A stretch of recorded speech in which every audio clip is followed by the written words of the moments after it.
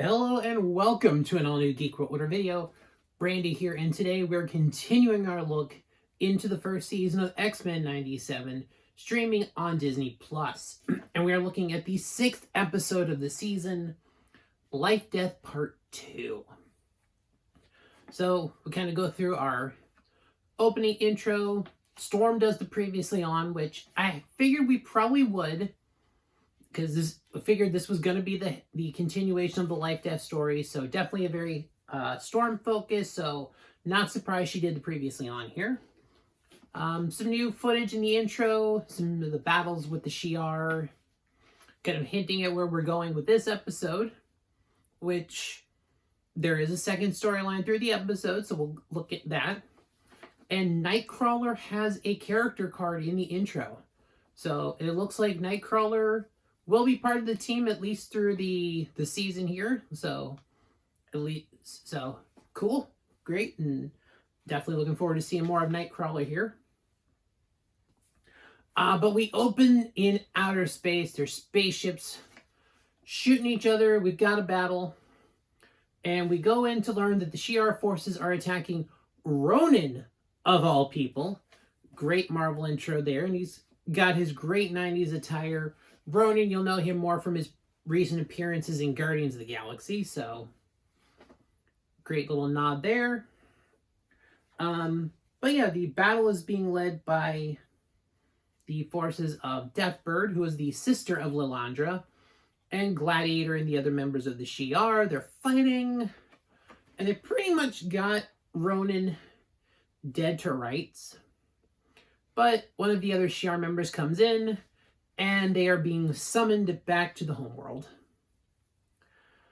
So they head back that way, and we kind of basically get the announcement that Lilandra has found love, and she's ready to be married to none other than, surprise, he's not dead, Charles Xavier.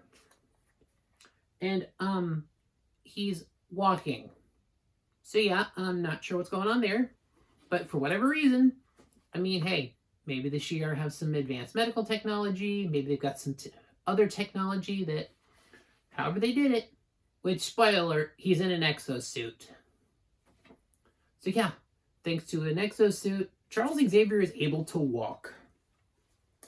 And pretty much the news of Xavier marrying Lilandra does not go over very well. Pretty much goes over like a lead balloon. So they kind of head off by themselves. They're talking, and Charles kind of plays up the idea of at least visiting Earth, if not maybe even spending a good chunk of time there ruling. So yeah, this is going to be very... Yeah, you can tell there's some tension building, and Lilandra even encourages Xavier to contact the X-Men, reach out to them, because as we've seen on Earth, the X-Men are either believe Xavier is dead, or they're led to believe he's dead, or they're playing up an elaborate ruse. So I'm not sure if the X-Men know if he's still alive. I mean, because the Shi'ar tech is advanced, so even if like Jean or Madeline or one of the other psychics tried to reach out, they may not necessarily be able to reach Xavier, because the Shi'ar have some very different technology. Their minds are different. As we learned in the episode, the Shi'ar people are descended from birds, actually. There's a lot of bird theming in their costumes, their wares, but apparently as humans evolved from apes and simians, the Shi'ar people evolved from birds. They're an avian culture. So pretty much we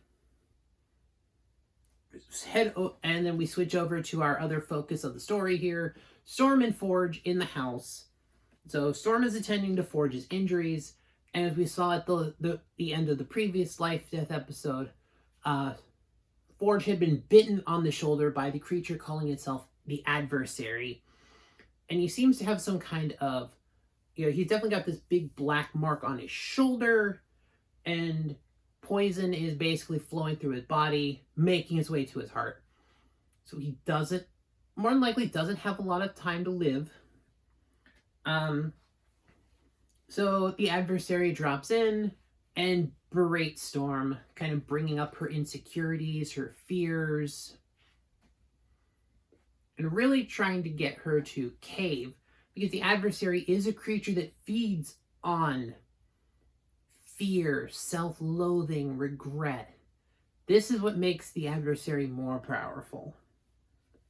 And even then, an adversary pretty much comes out and accuses Storm of already giving up her powers before the executioner even took the shot, with some of her recent concerns and bringing up her conversation with Jean and, what it would be like to be human. So maybe there's some hidden insecurities there, some things that, are manifesting themselves, other forms of fear other than just her fear of tight spaces. Eventually, Forge is able to kind of trap the adversary in this magic book, kind of expels it outside. So he uses magic that his mother taught him, but they pretty much know where they need to go. They need to find this cacti called the Midnight Chala, and it's pretty much it. And the aloe from it can be used as a magic medicine, and they've got to go for it. Storm's like, all right, cool, I'll go. And Forge is like, yeah, I don't think I've got a lot of time left, and I don't want to die alone. So they're going to ride off together. Cool. So we go back to the Shi'ar Empire, and we pretty much learned that kind of their warlike nature, and even some of the battles they've had in recent years, have been starting to form cracks in the kingdom, cause divide. So yeah. And even then, the people are not very comfortable with Xavier. Lilandra's announcement kind of came out of left field. There's already strife within the Union, within the Shi'ar Empire. And basically this announcement that Xavier and Lilandra intend to be married is not helping. It's pretty much even causing more strife. Yeah. And they kind of, Deathbird and Xavier kind of have the parts where they kind of say the quiet parts out loud to each other. And they have a back and forth. Deathbird pretty much calls the Milky Way galaxy a ghetto. And basically, Deathbird completely disagrees with the marriage, absolutely does not trust Xavier, even calling out the fact that he's not even a pure-blood Terran, he is a mutant. So, pretty much further insinuating that, his line is not pure. It's going to cause even more strife within a torn empire already. So, basically, she invokes the right of Imdasha. I'm not sure if I'm saying that correctly, but pretty much Charles has to be put through a test. Anyone who is an outsider basically has to be put through a test to prove their loyalty if they want to marry someone within the royal family of the Shi'ar Empire. And of course, there's a twist. Since Deathbird is the one that invoked the right, she is the one who chooses the challenge and the test of loyalty. So basically, she lays it out on the line. She pretty much wants Charles to have his mind wiped of his time on Earth, his time with the X-Men. So, and not only that, not only must he purge his mind of the memories of the X-Men, but Lilandra has to be the one to do it. So, yeah. We kind of go off to another scene. Charles is looking at a statue of kind of a piece of the Shi'ar history. These two people who came together from different cultures combined, and Gladiator meets up with him, and we get some exposition about the Shi'ar culture and how they kind of take over with other kind of, that they expand their culture by taking over other cultures, which is basically what they were doing at the beginning of the episode. We get some remarks back. Xavier uses a quote from Kipling, reminisces about his memories of Magnus and kind of how he was more like the Shi'ar with mutants compared to humanity. And of course, it leads to Lilandra and Charles even having a conversation, and she's really like, is it worth it to keep the memories of the X-Men? You've fought for so much, you've got so little in return, just nothing but heartache, basically. And there's a lot to think about here. So, and we kind of understand, we kind of get a little more about the Shi'ar culture, because basically Xavier has to go through this test of loyalty, or they wouldn't be able to get married. Because the only other way they would be able to get married if he didn't go through this test is that Lilandra would have to abdicate the throne. She would have to step down as the ruler of the Shi'ar Empire. So yeah. So we head out to the desert again. We're at the Snake Tower. There's tunnels built into this. It's basically during the Civil War, it was a weapons smuggling depot. There's still weapons and dynamite and other things that are still sitting in the passages here. We get more exposition about the adversary's powers and how it feeds on the self-loathing and fears of others.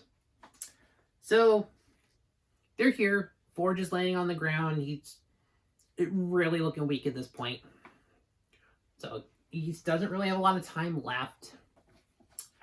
And he's like, yeah. He points a flashlight down the other end. He's like, yeah, you're going to have to go through this really narrow tunnel to find what we're looking for. We kind of get one of those pan-in shots on Storm, and she's just like, oh boy. So yeah. And we know from the previous episodes in the original series that Storm is very, very afraid of claustrophobic spaces. So she's definitely going to have to combat one of her greatest fears. So we go back to the Shi'ar Empire. They're beginning the rite. They're beginning the purge, and they're going through the questions. Do you renounce Earth and your time there, your memories of it? And of course, Xavier hesitates. He's like, it's a big thing. There's a lot to go. And he is a very powerful telepath. This is going to be a very excruciating process for someone who has that mental capability that Xavier has. Basically Deathbird's having none of it. She kind of goes off on her rant. She's pretty much outright racist towards Xavier and his, human Terran upbringing. So Gladiator comes in and, he's kind of providing defense, and pretty much an all-out fight breaks out between Deathbird and her guard, Gladiator and the guards of Lilandra. So yeah, there are people getting hurt on each side. So yeah, this is good. Well, so in order to stop the fighting, Xavier uses his gifts. He uses his true abilities as a teacher.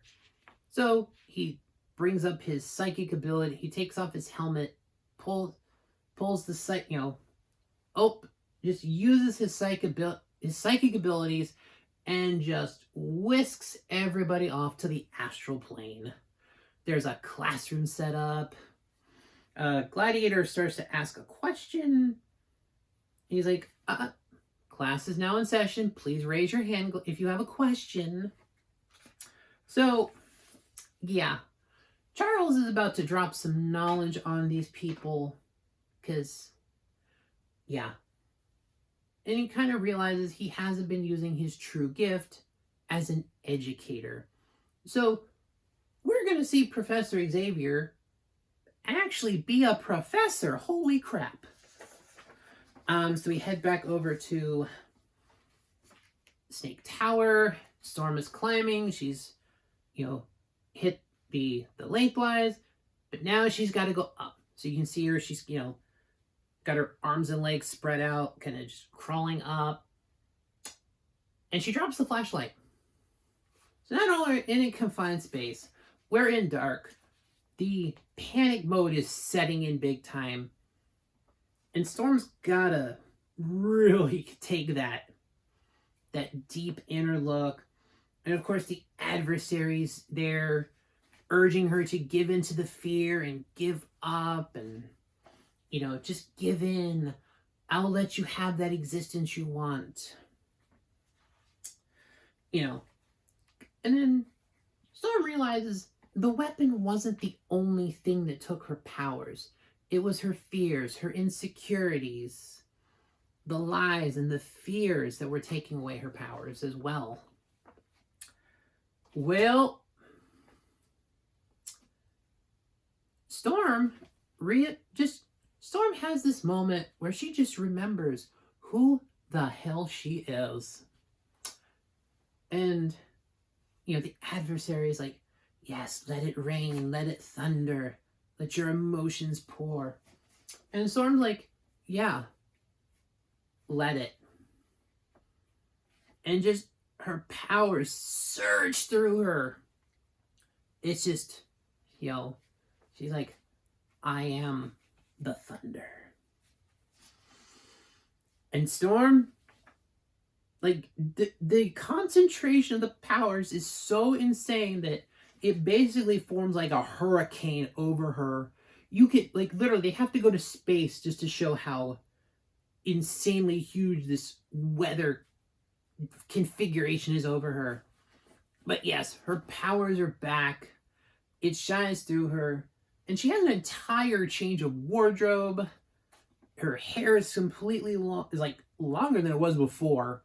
And she has the black costume that she was known to use in later series, more recent series. So Storm is living life. Storm's got her groove back. And yes, this is awesome. So we go to Storm and Forge back in Forge's house. They're kind of just, talking about it. Because Storm's got a second chance now. It's like, hey, what do you want to do now? We've just had this crazy experience. Hey, maybe you want to jump to a tropical island somewhere. And she's like, it's not actually a bad idea. She's feeling it. But Forge turns on the TV. And we see the news report from Genosha. And yeah, they are just, holy crap. So yeah, this is insane. So we go back to Xavier, and of course we're kind of going through the lesson and kind of just asking, how is the power built and things like that. And basically Deathbird's like, it's built by us, built on the skulls of our enemies. And just the teacher mode, and Xavier's like, 1, sit down. Demerits, raise your hand when you have a question. And just psychically slings the apple off of his desk straight into her mouth to shut her up. But yes. And yeah. So yeah, she absolutely got what she deserved there. And yes, they kind of bring up some arguments of the human philosophy of the right of might, building empires through power. And yes, even Xavier's like, yeah, this is not necessarily the right way to do it. Ideally you want to work through coexistence. And he admits coexistence is very messy. It is hard. It's difficult. It's messy.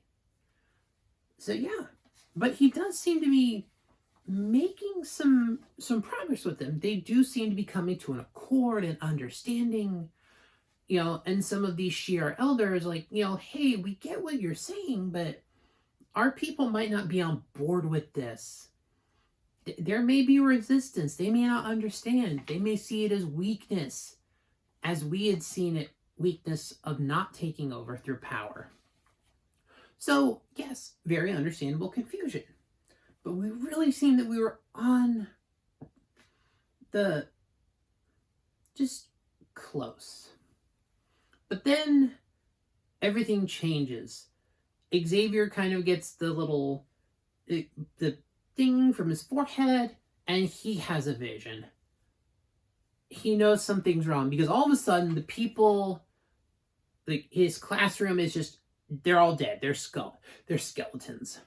And just says this massive image of Gambit rising up, and then Gambit becomes a skull and fires off a beam from his mouth, much like the beam that the Master Mold did in the previous episode. So Xavier realizes something is wrong here. So everyone is knocked out of the astral plane, and Xavier's like, sometimes there are things that are more important. I have to go. I understand we were close to a breakthrough. We were right there, but I have to. This is more important. I'm pretty sure he understands the gravity of the vision he just saw, that something big is about to happen. So yeah, he's like, all right, I gotta go. So our final scene of the episode, we see Bolivar Trask running away from something. And he's like, I did what you asked. I provided my DNA to create a new master mold and give you that access. And we see a green glow, and we hear the voice that is, and we eventually see him. It's Mr. Sinister. And apparently Genosha was only the beginning. Because yeah, things are about to get a lot worse. And yes, we do have one more episode before the 3-part season finale. So yeah, I imagine the next episode is going to be a lot of setup and kind of laying the groundwork for that 3-parter. Because just with everything that's gone on so far, we're getting a lot of moving pieces that are definitely indicative of big things are about to happen. And most of these X-Men seasons have ended on massive multi-parter events, universe continuity changing consequences. And if it's a 3-parter, yeah, like a multi-parter like that, yeah, definitely things are gonna go down. We've already had appearance from Sinister and Cable, and we haven't really got any updates on Bishop and his situation. So I think some things are lining up for some serious stuff to happen. So we'll see how that goes. This was a pretty good episode. It did its job. It completed the Life-Death story, and it definitely got us moving in a direction of some things are about to go down. So that'll do it for this episode, guys. Thanks for watching. Let me know in the comments below what you thought of this episode. What were your thoughts? What are your theories? What's coming next? What do you think is going to happen in the 3-parter? Tell me in the comments. And then while you're at it, like the video, subscribe to the channel, follow us on all social media. Literally, just look me up, Geek World Order. You can find me anywhere. Thanks for watching, guys. I'll see you in the next one.